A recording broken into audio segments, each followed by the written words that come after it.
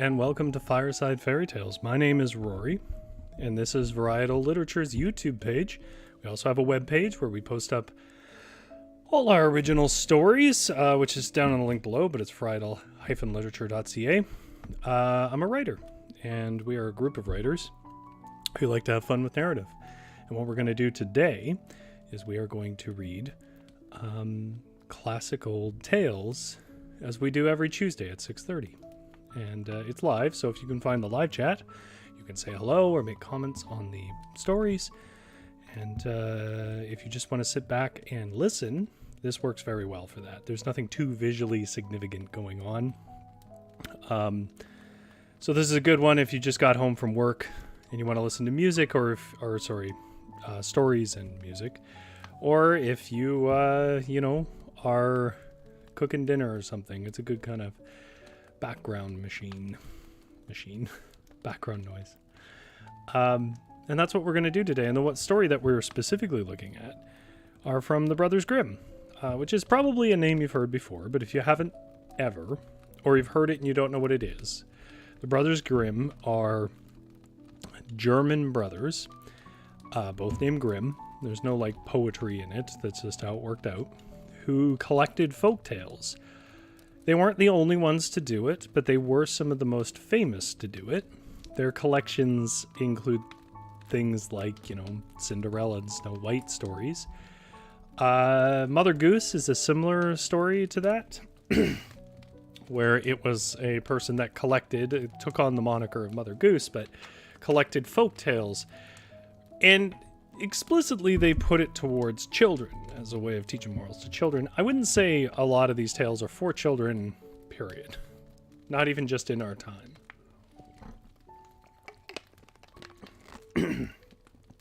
But that's what we're going to read, is we're actually going to read stories not written by the Brothers Grimm, because they didn't really write stories, collected by the brothers. Now, there is a main collection of Brothers Grimm's tales that lots of people know from places like Disney and so on. Using their stories, the whole idea here is to read you some of the stories that are a little more off the beaten path with Brothers Grimm that I still think are neat. Now, if you have watched Fireside Fairytales before, if you haven't, there's a whole playlist on this channel of quite a few hours of and choices of mythology and folk tales from all over the world. But if you have watched it before, you'll know that we usually read stuff that has a fair bit of story to it, and then little bits and pieces of smaller kind of anecdotes. Brothers Grimm is largely the little smaller chunks. So I don't know if we'll go our full hour today. We'll see how the timing works out. We're going to go through stories quicker than we normally do, because a lot of these are 2 to 3 pages long. Yeah, that's sort of the plan overview.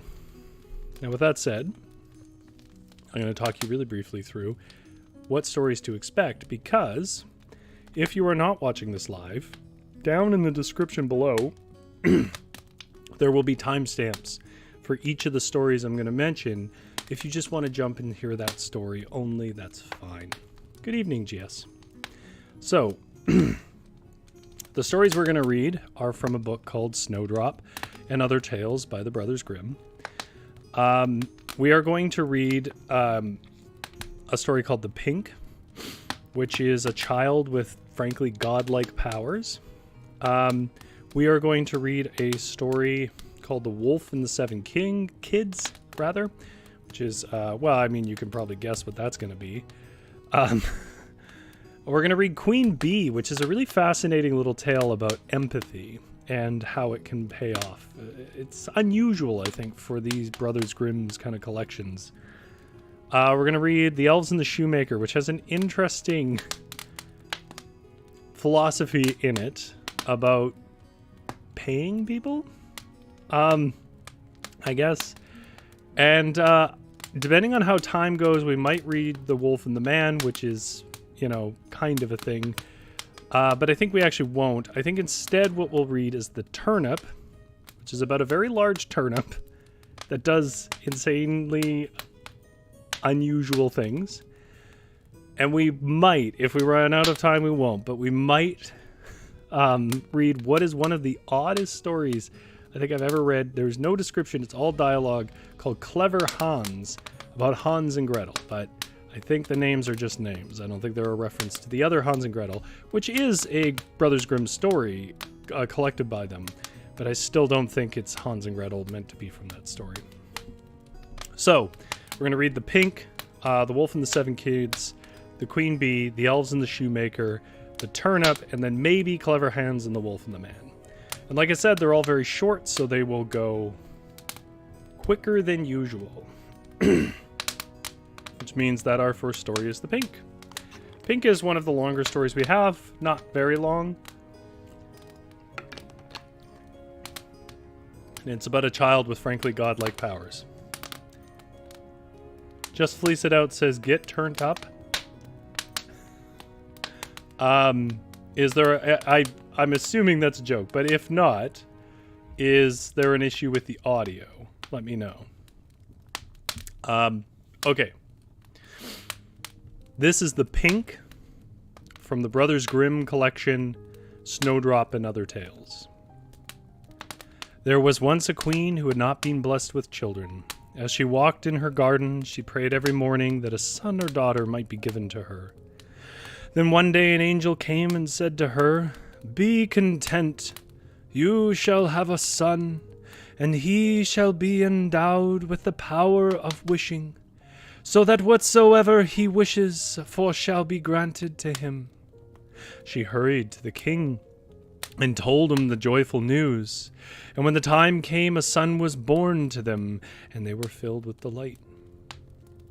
Every morning, the queen used to take her little son into the garden where the wild animals were kept to bathe him in a clear, sparkling fountain. It happened one day when the child was a little older that as she sat with him on her lap, she fell asleep. Oh. Just Fleece It Out says, lol, no, sorry, audio is fine. Stupid turnip pun with stream lag. Ah, see, puns don't work on a lag. There's about a minute lag between me and chat.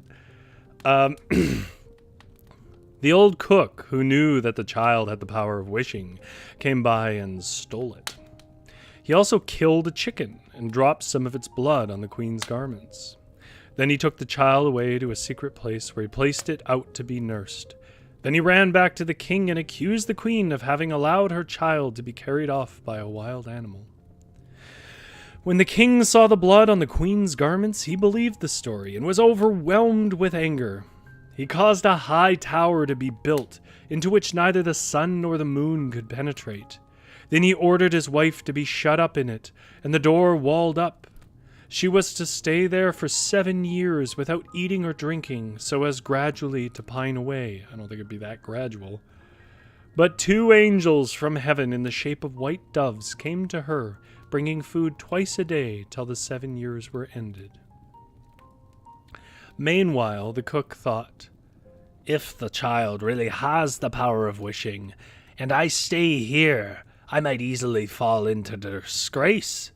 So he left the palace and went to the boy, who was then old enough to talk, and said to him, "Wish for a beautiful castle with a garden and everything belonging to it." Hardly had the words passed the boy's lips than all he'd asked for was there. After a time the cook said, "It is not good for you to be so much alone. Wish for a beautiful maiden to be your companion." The prince uttered the wish, and immediately a maiden stood before them, more beautiful than any painter could paint. So they grew very fond of each other and played together, while the old cook went out hunting like any grand gentleman. But the idea came to him one day that the prince might wish to go to his father sometime, and he would thereby be placed in a very awkward position. So he took the maiden aside and said to her, "Tonight, when the boy is asleep, go and drive a knife into his heart. Then bring me his heart and his tongue. If you fail to do so, you will lose your own life." Then he went away. But when the next day came, the maiden had not yet obeyed his command, and she said, "Why should I shed his innocent blood when he's never done harm to any creature in his life?" The cook again said, "If you do not obey me, you will lose your own life." When he had gone away, she ordered a young hind, which is a deer, to be brought and killed. Then she cut out its heart and its tongue, then put them on a dish. When she saw the old man coming, she said to the boy, "Get into bed and cover yourself right over." The old scoundrel came in and said, "Where are the tongue and the heart of the boy?" And there's a picture of something that's upcoming. It's a fun picture, actually. The maiden gave him the dish, but the prince threw off the coverings and said, "You old sinner." Oh, wait, she said. "You old sinner! Why did you want to kill me? And now your sentence. You shall be turned into a black poodle with a gold chain around your neck, and you shall be made to eat live coals so that flames of fire may come out of your mouth." As he said the words, the old man was changed into a black poodle with a gold chain around his neck, and the scullions brought live coals which he had to eat till the flames poured from his mouth. There's a picture of it.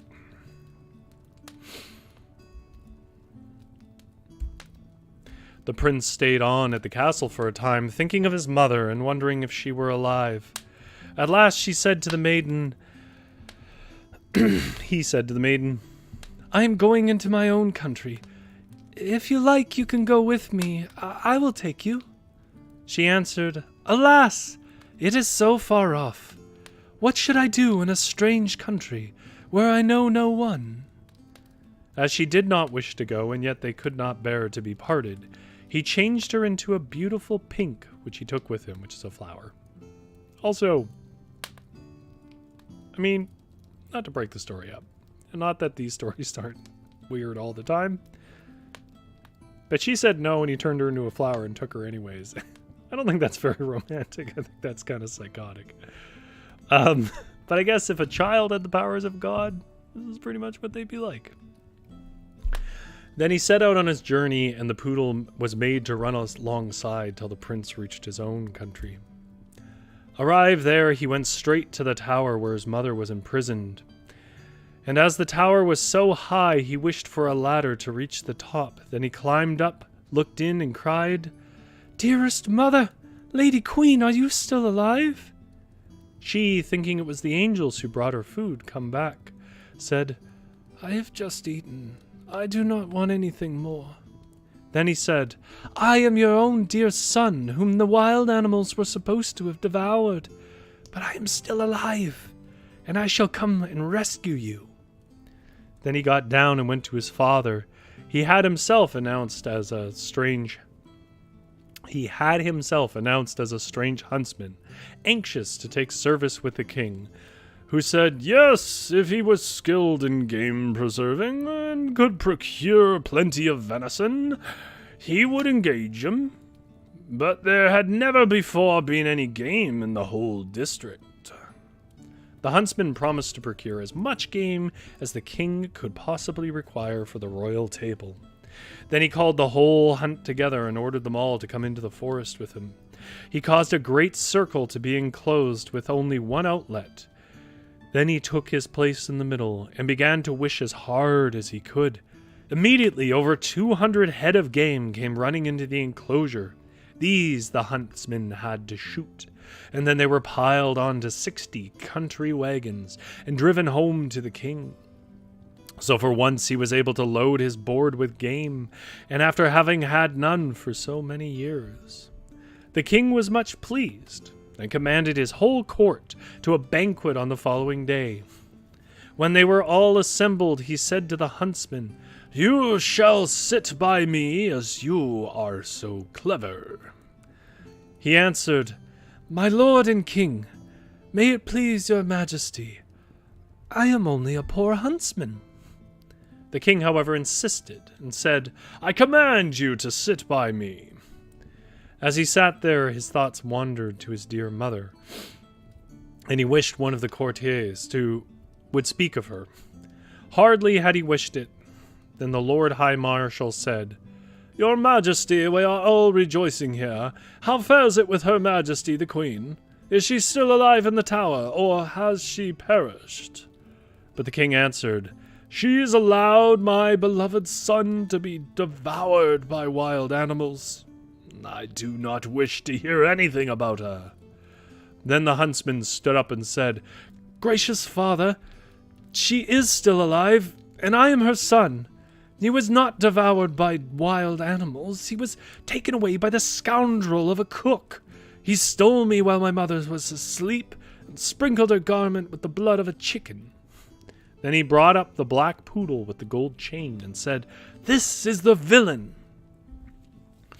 He ordered some live coals to be brought, which he made the dog eat in the sight of all the people till the flames poured out of his mouth. Then he asked the king if he would like to see the cook in his true shape, and wished him back, and there he stood in his white apron with his knife at his side. The king was furious when he saw him, and ordered him to be thrown into the deepest dungeon. Then the huntsman said further, "My father, would you like to see the maiden who has so tenderly saved my life when she was ordered to kill me, although by so doing she might have lost her own life?" The king answered, "Yes, I will gladly see her." Then his son said, "Gracious father, I will show her to you in the guise of a beautiful flower." Then he put his hand into his pocket and brought out the pink. It was a finer one than the king had ever seen before. Then his son said, "Now I will show her to you in her true form."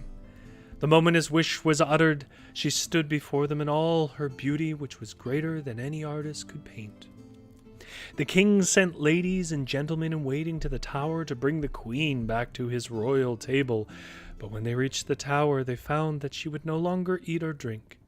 And she said, "The merciful God, who has preserved my life so long, will soon release me now." 3 days after she died, at her burial, the 2 white doves which had brought her food during her captivity followed and hovered over her grave. The old king caused the wicked cook to be torn into 4 quarters, but his own heart was filled with grief and remorse, and he died soon after. His son married the beautiful maiden he had brought home with him as a flower, and for all I know, they may be living still. That is The Pink from the Snowdrop and Other Tales by the Brothers Grimm. Like I said, shorter tales today. Let me get a drink of water here.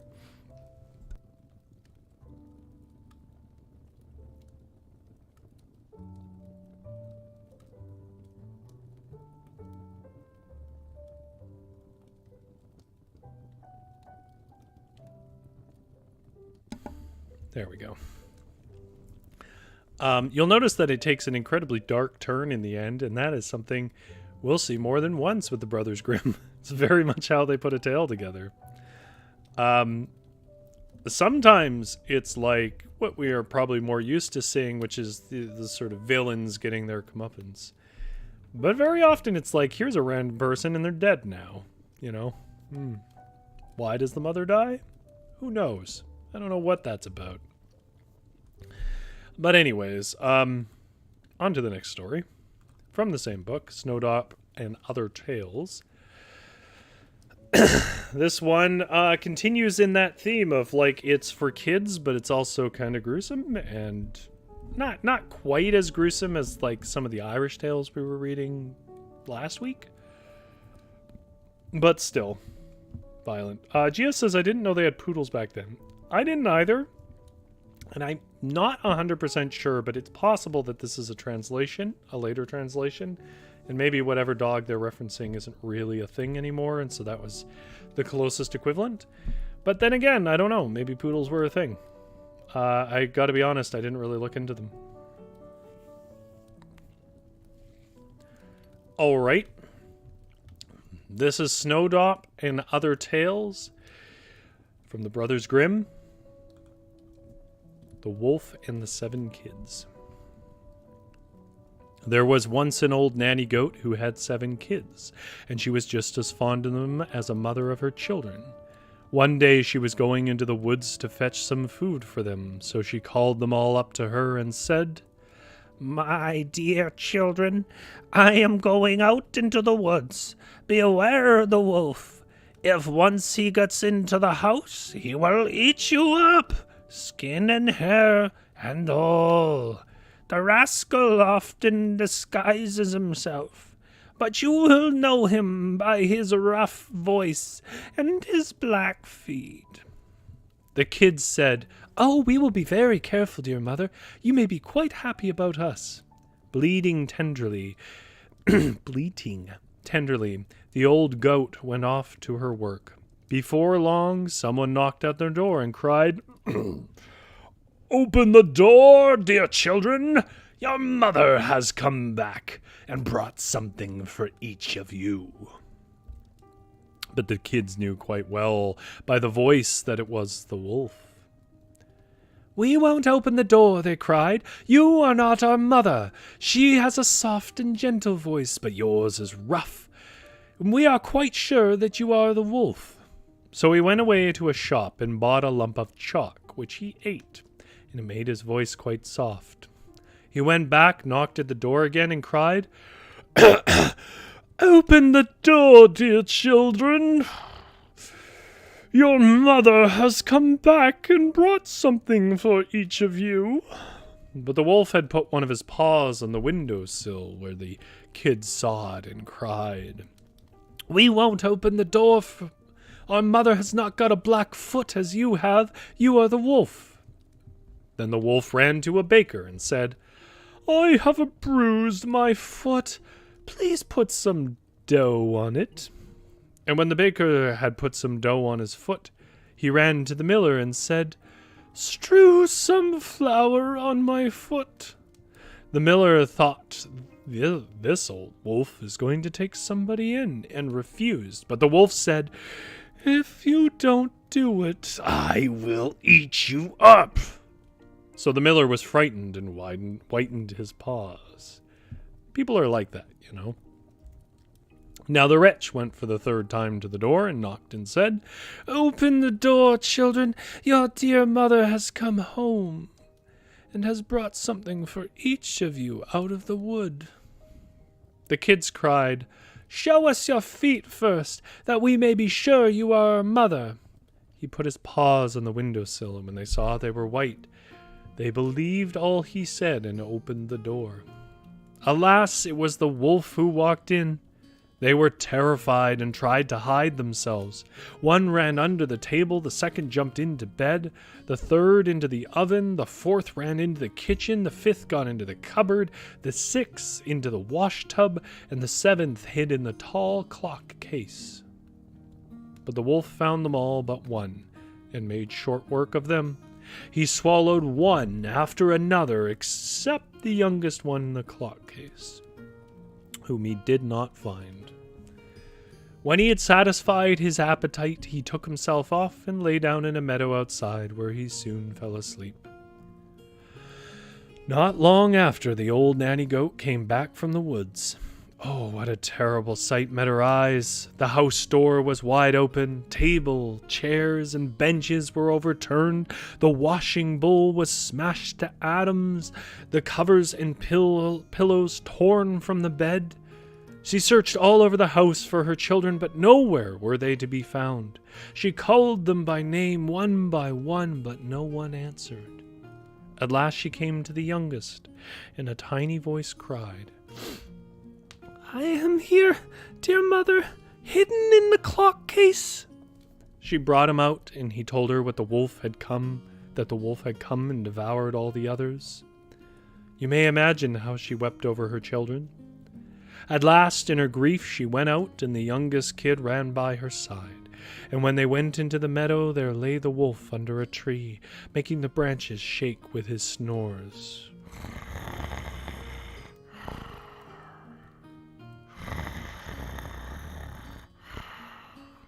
They examined him from every side, and they could plainly see movements within his distended body. "Oh, heavens," thought the goat, "is it possible that my poor children, whom he ate for supper, should still be alive?" She sent the kid running to the house to fetch scissors, needles, and threads.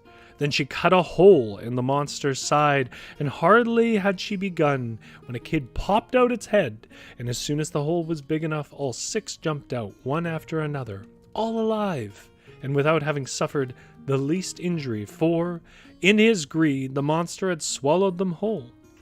You may imagine the mother's joy. She hugged them, and skipped about like a tailor on his wedding day. At last she said, "Go fetch some big stones, children, and we shall fill up the brute's body while he is asleep." Then the 7 kids brought a lot of stones, as fast as they could carry them, and stuffed the wolf with them until he could hold no more. The old mother quickly sewed him up, and without having noticed anything or even moved. At last, when the wolf had had his sleep out, he got up, and as the stones made him feel very thirsty, he wanted to go to a spring to drink. But as soon as he moved, the stones began to roll and rattle inside him. Then he cried, "What's that rumbling and tumbling that sets my stomach grumbling? I thought 'twas 6 kids of flesh and bone. Now I find it's naught but rolling stones." And there's the mother and her kids.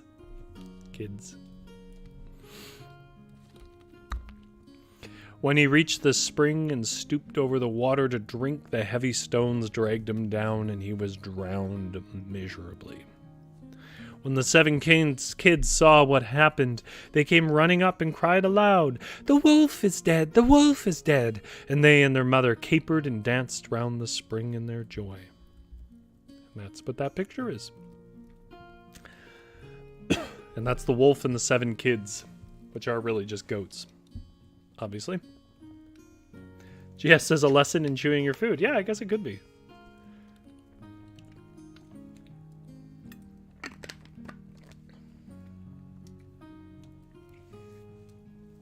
Okay. Like I said, they are short ones today.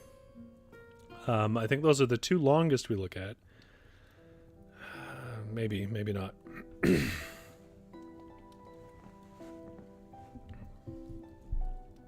The next one is called The Queen Bee. GS says, looks like an Arthur Rackham illustration. I'm afraid I don't know him, so it might be. Could probably list of illustrations in color. Let's look at that. Tell us anything? No, that just tells us where it is, which is useless to us. All right. So we move on to the Queen Bee. Queen Bee is a little bit shorter yet. Still not the shortest. It's not really about a queen bee. I mean, there is one in there, but it's barely this point of the story.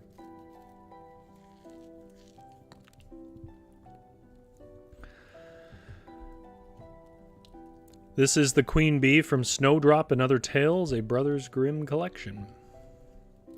Once upon a time, 2 princes started off in search of adventure, and falling into a wild, free mode of life, did not come home again. The 3rd brother, who was called the Blockhead, set out to look for the other 2, but when at last he found them, they mocked him for thinking of making his way in the world with his simplicity. Well, they, who were so much cleverer, could not get on. They all 3 went on together till they came to an ant heap. The 2 elder princes wanted to disturb it, to see how the little ants crept away, carrying their eggs.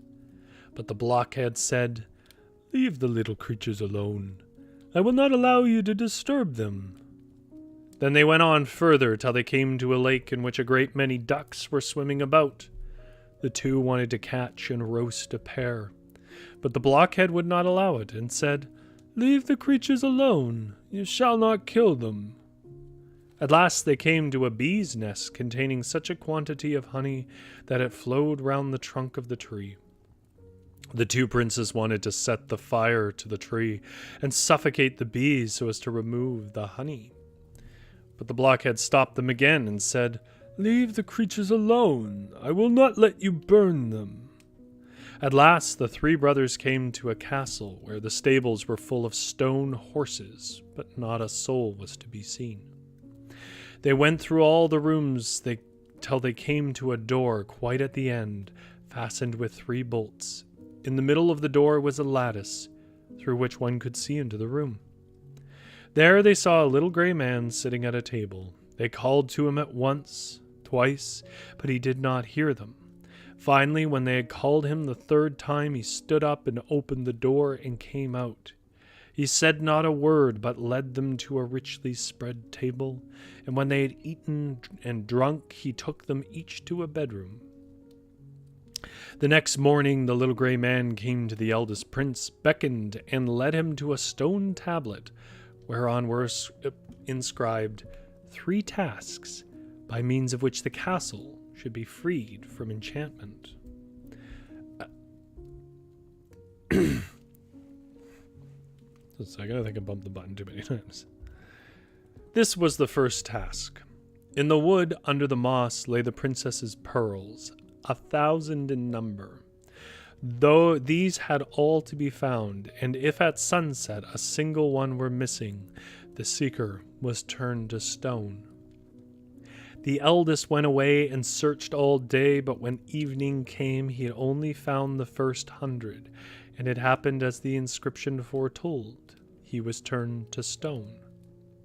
The next day the second brother undertook the quest, but he fared no better than the first, for he had only found 200 pearls, and he too was turned to stone.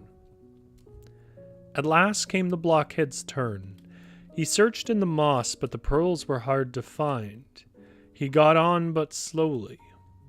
Then he sat down on a rock and cried, and as he was sitting there, the ant king, whose life he had saved, came up with 5,000 ants, and it was not long before the little creatures had found all the pearls and laid them in a heap. Now, the second task was to get the key of the princess's room out of the lake. When the blockhead came to the lake, the ducks he had once saved swam up, dived, and brought up the key from the depths. But the third task was the hardest. The prince had to find out which was the youngest and most charming of the princesses while they were asleep. They were exactly alike and could not be distinguished in any way, except that before going to sleep, each had eaten a different kind of sweet.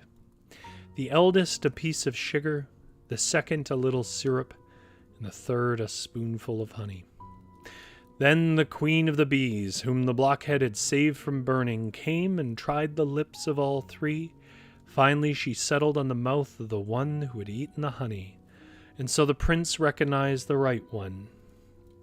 Then the charm was broken, and everything in the castle was set free, and those who'd been turned to stone took human form again, and the blockhead married the youngest and sweetest princess, and became king after her father's death, while his 2 brothers married the other sisters. And there they are, all 3 sleeping. I really like that one. It's not, I think, my favorite tonight, but it's up there. That story was the Queen Bee.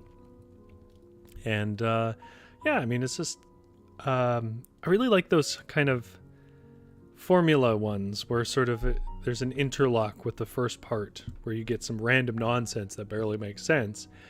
And then the second part where it's random nonsense that barely makes sense. But they show that it fits together. GS says, well, the Queen Parrot played a very important role. Yeah, but it still seems a little odd to call it the Queen Bee, given that her role is literally half a page in the end of the story.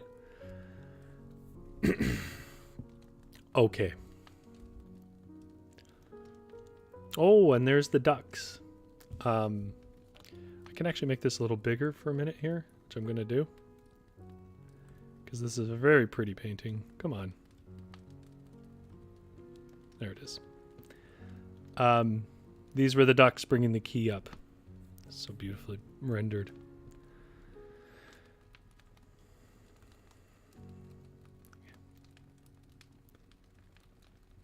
Let me just get that back. It's probably a little off. I hope you're not people that are too picky about things like that. The next one is the one that says a little strange about its philosophy about paying people.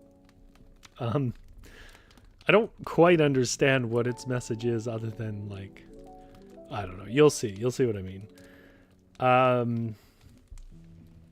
This one's called The Elves the Shoemaker, from Snowdrop and Other Tales by the Brothers Grimm. There was once a shoemaker who, through no fault of his own, had become so poor that at last he had only leather enough left for one pair of shoes. At evening he cut out the shoes, which he intended to begin upon the next morning.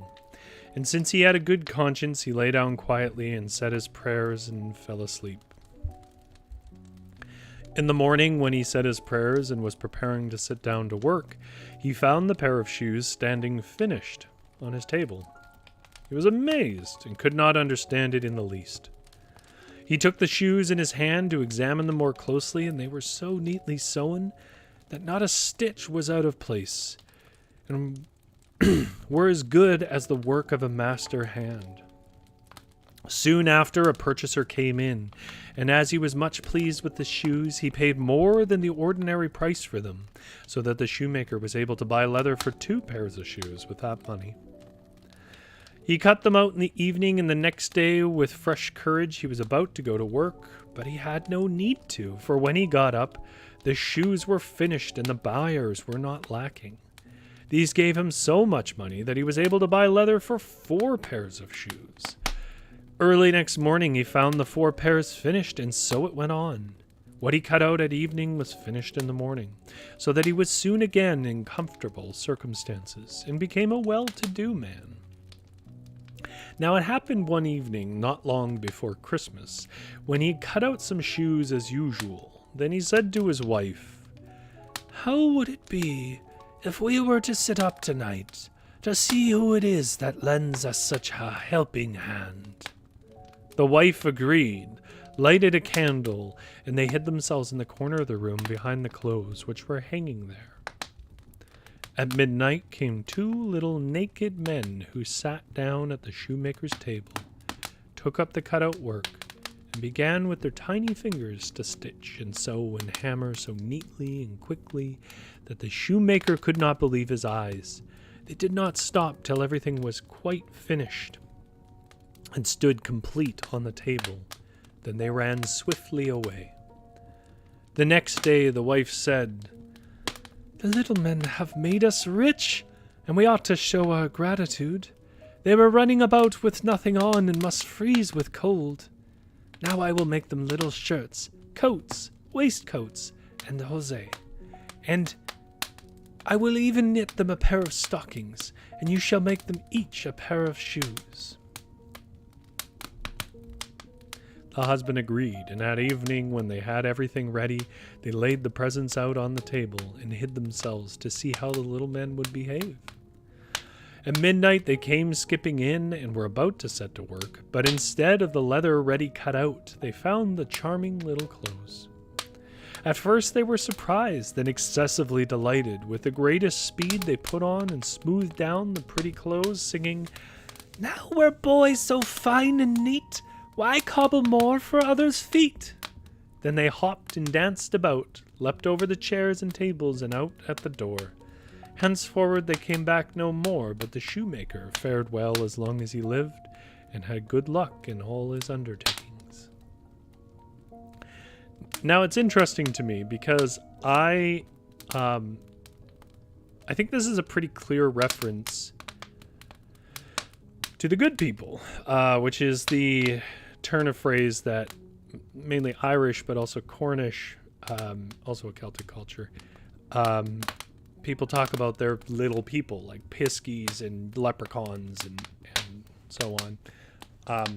And it definitely feels like it's in that same strain of storytelling. I see Holly is here. Hello, Holly. Holly says, "This sounds familiar." It does to me, too. I feel like I've seen this in a cartoon, but I can't put my finger on when.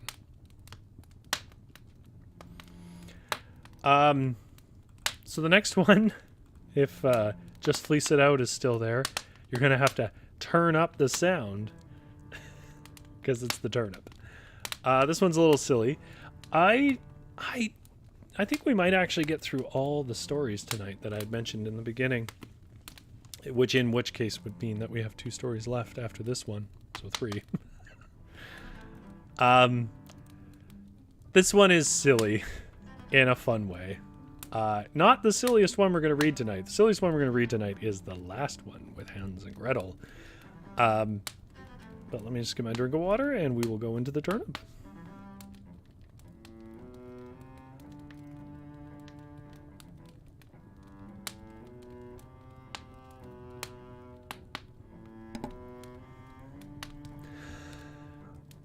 This is The Turnip from the Snowdrop and Other Tales, a collection by Brothers Grimm. There were once 2 brothers who served as soldiers, and one was rich and the other was poor. The poor one wished to better himself, discarded his uniform, and worked like a peasant. Then he dug and hoed his little field and sowed turnips. The seed came up, and one of the turnips grew to such an enormous size that it seemed as though it would never have finished. It might have been called the Queen of Turnips, for its like had never been seen before, nor ever will be again. At last it was so big that it filled a cart, and needed 2 oxen to draw it, and the peasant could not imagine what would come of it, whether it would bring good luck or bad. At last he said to himself, "If I sell it, what shall I gain? I might eat it, but the little turnips would do as well for that. The best thing will be to take it to the king and offer it to him." So he loaded a cart, harnessed 2 oxen, and took it to the court to present it to the king. "What is that extraordinary object?" said the king. "I have seen many marvels in my time, but never anything so remarkable as this. What seed did it spring from? Perhaps it belongs to you, especially if you are a child of good luck?" "Oh, no," said the peasant. "Lucky I certainly am not, for I am a poor soldier, who, since he could keep himself no longer, has hung up his uniform on his nail and tills the earth. Further, I have a brother who is rich and well known to you, my lord king, but because I have nothing, am forgotten by all the world." Then the king pitied him and said, "Your poverty shall be at an end, and you shall receive such rich presents from me that your wealth will equal that of your brother." Thereupon he gave them plenty of gold, lands, fields, and flocks, and enriched him with precious stones, so that the other brother's wealth could not be compared with his. Now, when the rich brother heard that his brother with the single turnip had acquired, he envied him, and pondered how he might gain a like treasure for himself. There's the size of the turnip. I know it's a little hard to see here, but a few times bigger than a man. But he wanted to show himself much cleverer, so he took gold and horses and presented them to the king, feeling certain that he would give him a far handsomer gift. For if his brothers got so much for a turnip, what would not he get for his beautiful things? The king took the present, saying that he could give him in return nothing rarer or better than the huge turnip. So the rich brother had to put his brother's turnip into a cart and have it taken home. Then he did not know on whom to expend his wrath and bitterness, till evil thoughts came to him, and he determined to kill his brother.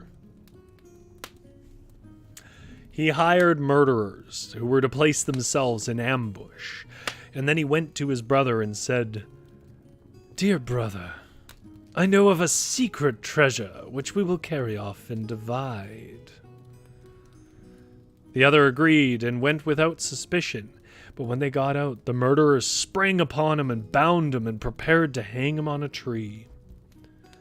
While they were about it, they heard in the distance the clatter of hooves and the sound of singing, which frightened them so much that they stuck their prisoner into a sack, head foremost, and slung it up on a branch and took to flight.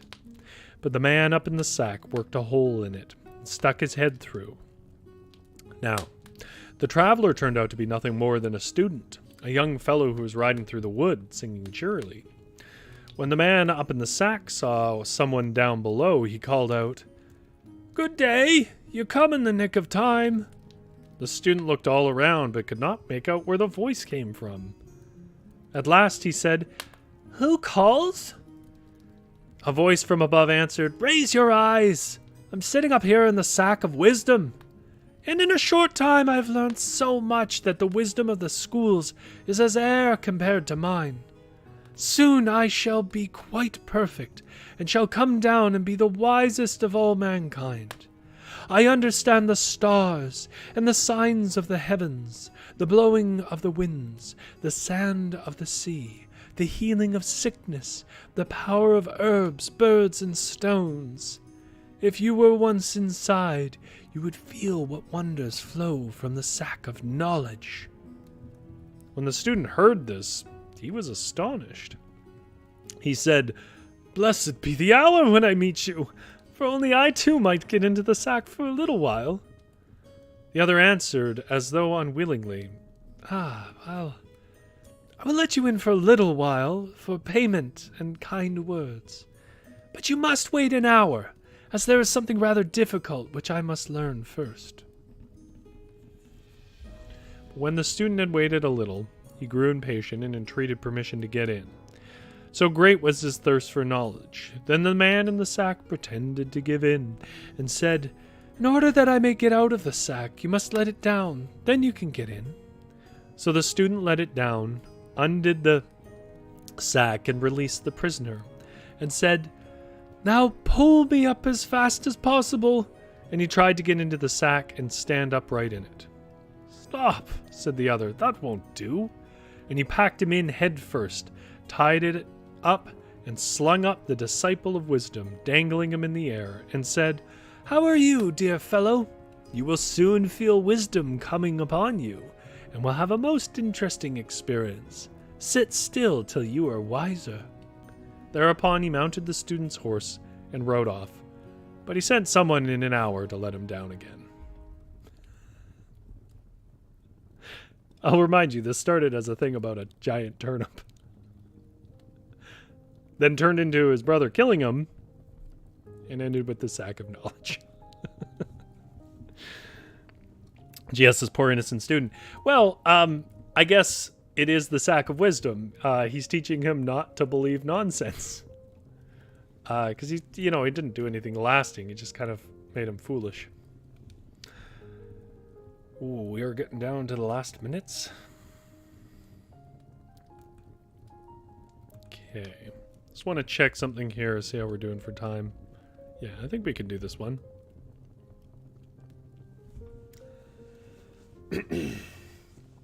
This one, I really don't know what to make of, and I think I'm going to read it just to see how other people take it, what it means to them.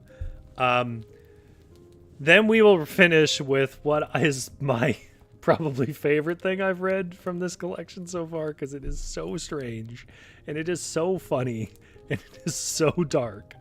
And that is the Clever Hans one, and then we will finish out. So this is The Wolf and the Man from Snowdrop and Other Tales, a Brothers Grimm collection.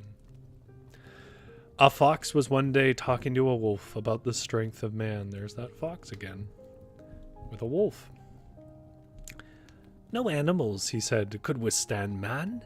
They were obliged to use cunning to hold their own against him." The wolf answered, "If I ever happened to see a man, I should attack him all the same." "Well, I can help you to that," said the fox. "Come to me early tomorrow, and I will show you one." The wolf was early astir, and the fox took him out to a road in the forest, traversed daily by a huntsman. First came an old discharged soldier. "Is that a man?" asked the wolf. "No," answered the fox. "He has been a man." After that, a little boy appeared on his way to school. "Is that a man?" "No, he's going to be a man." At last the huntsman made his appearance, his gun on his back, and his hunting knife at his side. The fox said to the wolf, "Look, there comes a man. You may attack him, but I will make off to my hole."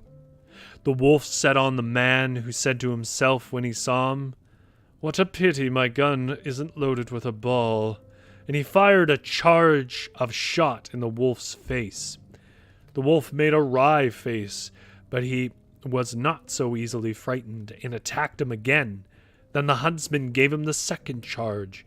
The wolf swallowed the pain and rushed at the huntsman, but he drew his bright hunting knife and hit out right and left with it, so that streaming with blood the wolf ran back to the fox. "Well, brother wolf," said the fox, "and how did you get on with the man?" "Alas," said the wolf, "I never thought the strength of man would be what it is. First he took the stick from his shoulder and blew into it, and something flew into my face, which tickled frightfully. Then he blew into it again, and it flew into my eyes and a nose like lightning and hail. Then he drew a shining rib out of his body and struck at me with it till I was more dead than alive." "Now you see," said the fox, "what a braggart you are. You throw your hatchet so far that you can't get it back again." That's it. Well, that's not it for us. We're going to read the strangest thing I've read, which is Clever Hands.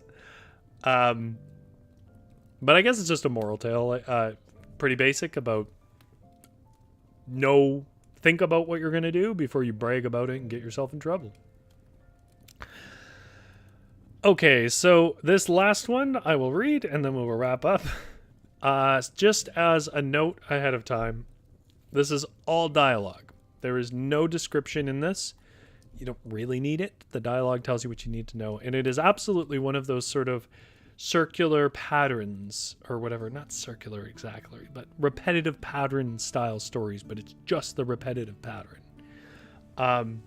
It's an incredibly strange thing, but I feel like I kind of get a sense of where it might have come from. Okay, so this is Clever Hands from Snowdrop and Other Tales by the Brothers Grimm. "Where are you going, Hans?" asked his mother. "To see Gretel," answered Hans. "Behave well, Hans." "All right, mother. Goodbye." "Goodbye, Hans." Hans comes to Gretel. "Good morning, Gretel." "Good morning, Hans. What have you brought me?" "I've not brought you anything. I want a present." Gretel gives him a needle. Hans takes the needle and sticks it in a load of hay and walks home behind the cart. "Good evening, mother." "Good evening, Hans. Where have you been?" "I've been to Gretel's." "And what did you give her?" "I gave her nothing, but she made me a present." "What did she give you?" "She gave me a needle." "What did you do with it?" "Stuck it in the hay cart." "That was stupid, Hans. You should have stuck it in your sleeve." "Never mind, mother. I'll do better next time." "Where are you going, Hans?" "To see Gretel, mother." "Behave well." "All right, mother. Goodbye." "Goodbye, Hans." Hans comes to Gretel. "Good morning, Gretel." "Good morning, Hans. What have you brought me?" "I've brought nothing, but I want something." Gretel gives him a knife. "Goodbye, Gretel." "Goodbye, Hans." Hans takes the knife and sticks it in his sleeve and goes home. "Good evening, mother." "Good evening, Hans. Where have you been?" "Been to see Gretel." "What did you give her?" "I gave her nothing, but she gave me something." "What did she give you?" "She gave me a knife." "Where's the knife, Hans?" "I stuck it in my sleeve." "That's a stupid place, Hans. You should have put it in your pocket." I don't really think you should just put a blade in your pocket, by the way.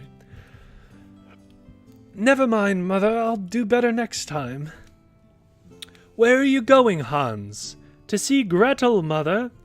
"Behave well, then." "All right, mother. Goodbye." "Goodbye, Hans." Hans comes to Gretel. Good morning, Gretel. Good morning, Hans. Have you brought me anything nice? I've brought you nothing. What have you got for me? Gretel gives him a young kid. Bit of a step up from a needle. Goodbye, Gretel. Goodbye, Hans. Hans takes the kid, ties its legs together, and puts it in his pocket. When he got home, it was suffocated. Good evening, Mother. Good evening, Hans. Where have you been? Been to see Gretel, Mother. What did you give her? I gave her nothing, but I brought away something. What did Gretel give you? She gave me a young kid. What did you do with the kid? Put it in my pocket, Mother. That was very stupid. You should have let it by a rope. Never mind, Mother. I'll manage better next time. I should remind you that kid does not mean, like, child. It's a goat. I just realized people might not know that. Where are you going, Hans? To see Gretel, Mother. Manage well, then. All right, Mother. Goodbye. Goodbye, Hans. Hans comes to Gretel. Good morning, Gretel. Good morning, Hans. What have you brought me? I've brought you nothing. What have you got for me? Gretel gives him a piece of bacon. Goodbye, Gretel. Goodbye, Hans. Hans takes the bacon, ties a rope around it, and drags it along behind him. The dogs come after him and eat it up, and when he got home he had the rope in his hand, but there was nothing left at the end of it. Good evening, Mother. Good evening, Hans. Where have you been? To see Gretel, Mother. What did you take her? I took nothing, but I brought something away. What did she give you? She gave me a piece of bacon.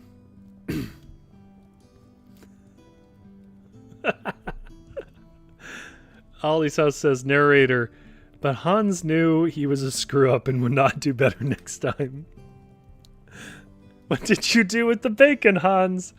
I tied it to a rope and dragged it home, but the dogs ate it. That was a stupid business, Hans. You should have carried it on your head. I mean, did they not have bags? Never mind, Mother. I'll do better next time. Where are you going, Hans? To see Gretel, Mother. Behave properly, then. All right, Mother. Goodbye. Goodbye, Hans. Hans comes to Gretel. Good morning, Gretel. Good morning, Hans. What have you brought me? I've brought nothing. What have you got for me? Gretel gives Hans a calf. Goodbye, Gretel. Goodbye, Hans. Hans takes the calf and puts it on his head. It kicks his face. Good evening, Mother. Good evening, Hans. Where have you been? Been to see Gretel, Mother. What did you take her? I took her nothing, Mother. She gave me something. What did she give you, Hans? She gave me a calf, Mother. What did you do with the calf? Put it on my head, Mother, and it kicked my face. That was very stupid, Hans. You should have let it by a rope and put it in the cow stall. Never mind, Mother. I'll do better next time. Where are you going, Hans? To see Gretel, Mother.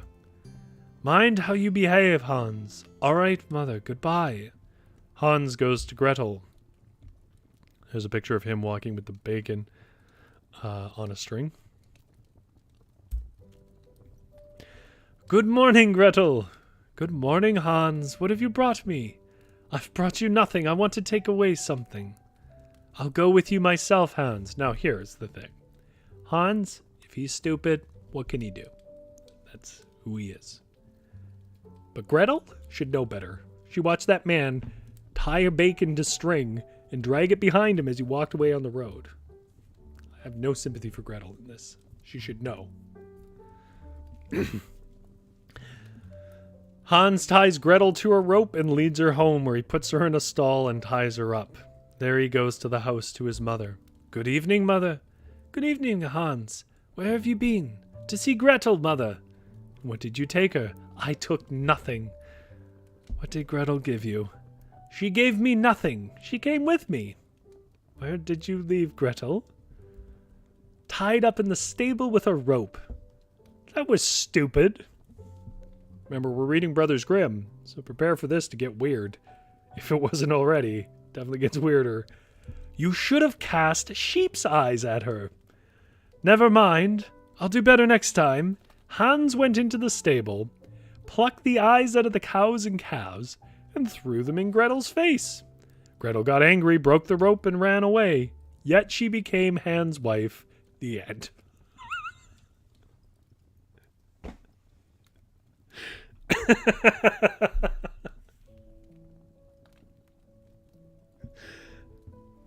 Anyone who tells me they saw that coming is a liar.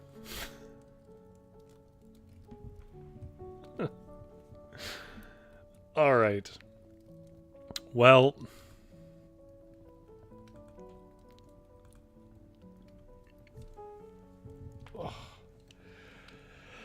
I guess I have my little else to add, other than to say we've been reading some of Brothers Grimm's sort of the stuff from the dustier corners, the stuff you don't hear as often. And if you're curious, I'll show you some of the contents here. Like, Snowdrop is the namesake of this collection, and it's basically Snow White. Snowdrop is Snow White, and this is like an original snow thing. Aschenputtel, I'm sure I'm pronouncing that wrong, is essentially Cinderella, I think is what it is. Somebody might want to double check that on me. Like, there's a lot of classics in this collection.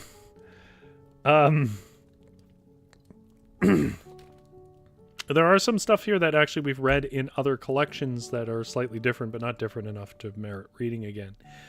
But anyways, it's not actually the main collection that the Brothers Grimm is known for. But it is one that I think is worth reading. There's its cover. And there's some art inside. Oh, look at that. GS was right. Illustrated by Arthur Rackham. Well, this has been Fireside Fairytales, where we read fairy tales every Tuesday at 6:30. If you enjoyed it, come back and watch it again sometime. On Thursdays, we write stories live. And we're going to be doing that this Thursday at 6:30 p.m. on what's called the Varietal Show. I've been Rory. Follow us on Instagram at Varietal_lit. Give us a like and subscribe. That's the thing that helps us a lot. That and telling other people if you think they might enjoy it. And thank you so much for coming by. I'll keep the fire warm. You have a good sleep. GS, Holly's House, and whoever else is out there watching.